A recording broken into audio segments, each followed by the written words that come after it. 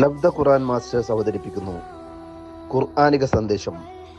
1 minute please. അസ്സലാമു അലൈക്കും വറഹ്മത്തുള്ളാഹി. സഹോദരങ്ങളെ, മനുഷ്യരിൽ ഏറ്റവും മോശമായിട്ടുള്ള ഒരു സ്വഭാവ ദൂഷ്യമാണ് പരിഹസിക്കുക എന്നുള്ളത്.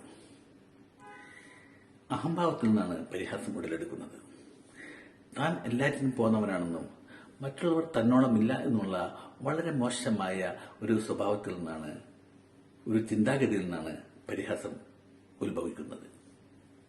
അല്ലാഹു സുബ്ഹാനഹു വ തആല പരിശുദ്ധ ഖുർആനിലെ 104-ാമത്തെ അധ്യായം അൽ-ഹുമസയിലൂടെ അതിനുള്ള ശിക്ഷയെക്കുറിച്ച് നമുക്ക് പറഞ്ഞു തരുന്നുണ്ട്.